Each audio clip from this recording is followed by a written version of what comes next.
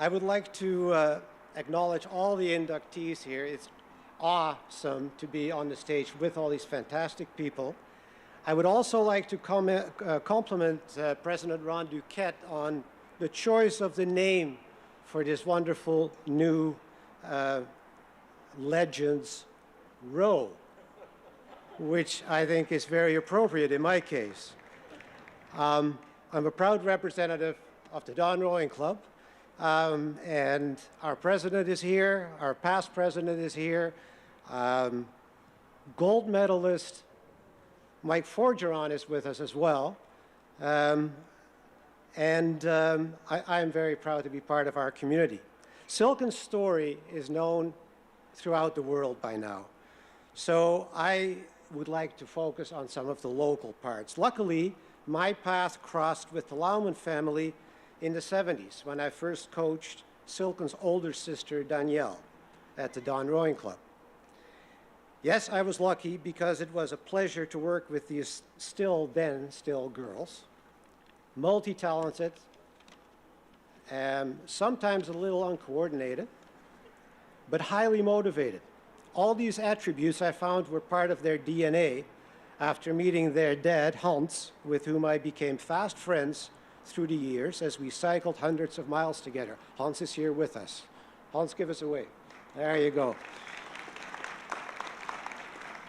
So back to Danielle, whom I worked with daily, and after each row, we would put her boat on stretchers on the large apron in front of the club, just below street level of Front Street.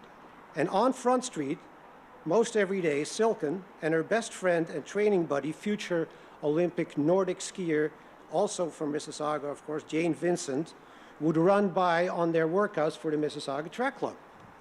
Silken was a very fast middle distance runner. So we would always yell insults at them and ask, when the hell are you going to start rowing? And they would always just laugh at us and, thought we were funny. But sadly, Silken ended up rowing. And I say sadly because she was dogged by injuries in her track career and eventually made her way to the rowing club really because of injury. So rookie rower Silken spent more time in the credit than on top of the water. But soon was allowed to row with Danielle, and within 2 seasons, both were in our national team, which is quite an accomplishment. Okay, I will get to the next page. So by '84, they were the reigning Canadian champions in the double scull and were sent to the Los Angeles Olympics, where they won a bronze medal. I unfortunately didn't accompany them, but very capable coach from St. Catharines, Jack Nicholson, did.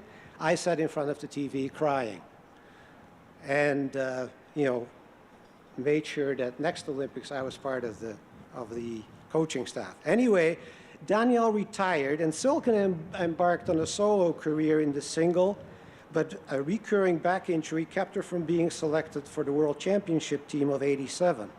But through adapted training regimes throughout the winter, she was again ready for international competition and was selected to the Pan Am team for Indianapolis, where she won by 27 seconds. Cheered on by her mother, Sagita, who ran the entire last 250 meters in high heels. Silken is now the fastest single sculler, and in '89, legendary British coach Mike Sprackland becomes Canada's new men's coach and also takes Silken under her wing, and the rest is history, as they say. Silken wins silver at the 1990 Worlds in Tasmania. The next year, she reached legend status the next year, so before the Barcelona Olympics and that horrible event that led up to that, in my opinion. That's when she beat, in Vienna, the Romanian Elisabeta Lipa, who had won 5 gold medals already in her decades-long career, and she dominated women's rowing. Silken beat her. She beat her, I think, the lead changed 7 times. She came out on top. Silken's bronze medal in Barcelona was testament to her sheer mental capacity as well as tolerance for pain. And I'm not talking about discomfort that athletes would experience in a race. No, real pain. Now Silken is an accomplished speaker, author, and mother, as she has received several honorary doctorates, recently one from her alma mater, the University of Western Ontario, which made me chuckle, as most of our training camps used to be in London, and Silken used to live in some dumpy place in the middle of London. I used to sleep on the floor. To think the woman that sat in those splendid robes that day at Western also had that part of her life living in Spartan conditions in London. One more silver medal at the Olympic Games completes Silken's incredible journey, an international star born and bred here in Mississauga, product of an athletic family, but also a nurturing sports community. Kudos to the Mississauga Track Club and the Don Rowing Club. Thank you.